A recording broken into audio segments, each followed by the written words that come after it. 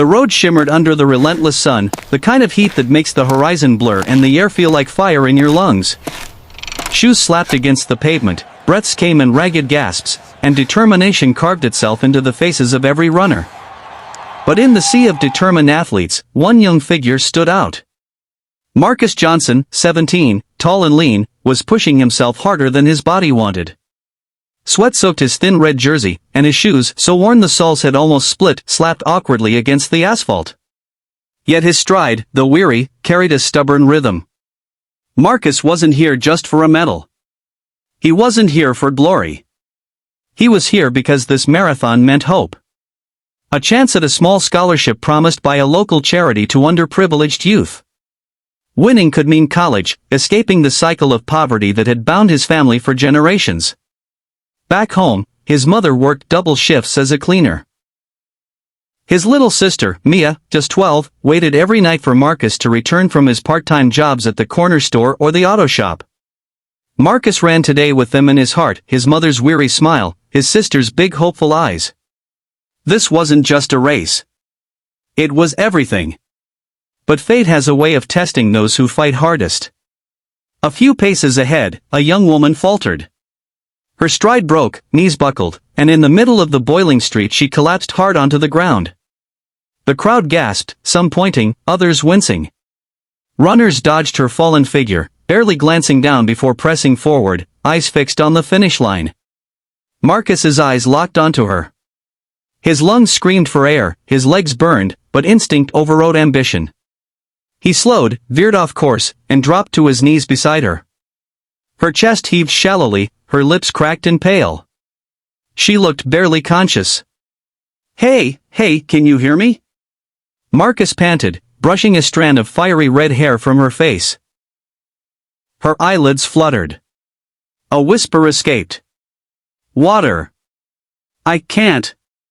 Marcus glanced at the finish line, glittering in the distance like a cruel temptation.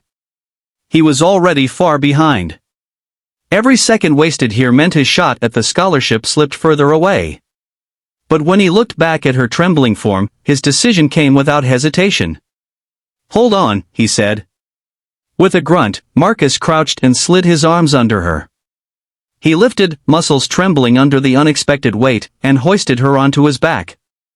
Her arms hung loosely around his shoulders at first, but then she gripped him weakly, her head falling against him. The crowd erupted. Phones shot up, cameras clicked.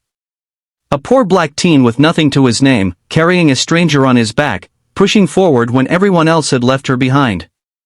Marcus's jaw clenched as he staggered forward, each step heavier than the last. I'm not leaving you behind, he whispered, half to her, half to himself. And right here, before we go deeper, let me pause just for a moment.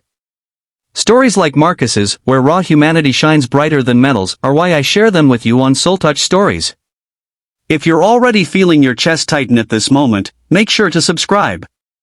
That way, you'll never miss stories that remind us of the strength inside the human spirit. Now, back to the marathon. The road stretched endlessly. Marcus's breaths came in short, jagged bursts, his shirt clinging to his soaked skin. Each step jolted his tired body, but he adjusted his grip on the girl, determined not to let her slip. Other runners began to notice. Some slowed in disbelief, others clapped or cheered. You got this, kid, one man shouted. The crowd on the sideline swelled with noise, their cheers rising not for the front runners but for the boy carrying someone else's dream. On his back, the girl stirred faintly. Her voice, weak and cracked, brushed his ear. You don't have to. Marcus's lips curled into a grim smile. Yes, I do. Her name was Claire Langford, though Marcus didn't know it. She wasn't just any runner.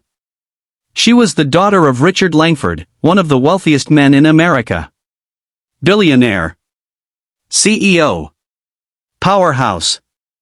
Claire had joined the marathon to escape the suffocating expectations of her gilded life, craving a taste of struggle, something real. But her body, unprepared for the brutal endurance, had failed her. Now, in a twist no one could have scripted, her survival rested on the shoulders of a boy who had less than nothing, yet gave everything. Claire blinked against the blinding sun, her throat dry. Why are you helping me? Marcus's voice was steady despite the agony in his legs. Because if I were down, I'd hope someone would help me too. Doesn't matter who you are. She pressed her face against his shoulder, tears mixing with sweat. No one had ever carried her before. She was used to limousines, private jets, assistants shielding her from even the smallest discomforts. But this? This was humanity at its purest. The finish line loomed closer, each stride a battle. Marcus's knees buckled, but he pushed harder, the crowd's roar thundering around him. Claire, barely conscious, tightened her grip as though willing him to hold on just a little longer. And then, together, they crossed. The stadium erupted in cheers, louder than for the winners. Cameras flashed. Marcus stumbled and collapsed to his knees, Claire rolling gently into the arms of medics rushing forward.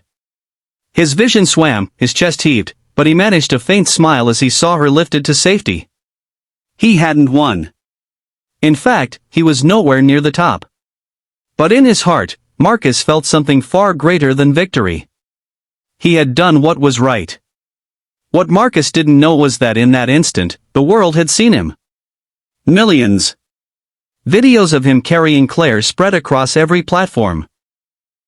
Headlines screamed of the teen hero of the marathon. And in a glass tower high above the city, Richard Langford watched the footage in stunned silence. His daughter, frail and exhausted, clinging to a boy with tattered shoes and a fire in his eyes. Richard, a man who measured life in profits and power, felt something stir inside him that money had never bought: humility. The next morning, Marcus sat on the steps of his mother's tiny apartment. His muscles ached, his future still uncertain. He had lost the race. No scholarship, no prize. Just a memory that burned with both pride and regret. A sleek black car pulled up to the curb. Out stepped Claire, her hair brushed neatly now, her eyes brimming with gratitude. Behind her, Richard Langford emerged, tailored suit gleaming in the morning sun. Marcus stood awkwardly, wiping his palms on his worn jeans. "Ah, hi." Claire smiled softly. "You saved me. And you didn't even know who I was." Marcus shrugged. "Didn't matter. You needed help." Richard studied him for a long, heavy silence before finally speaking. His voice, deep and commanding, carried weight. "Son, what you did, money can't buy that. You gave my daughter something no fortune could guarantee: compassion. Character. And for that, I owe you." He handed Marcus an envelope. Inside was a full scholarship, every expense covered.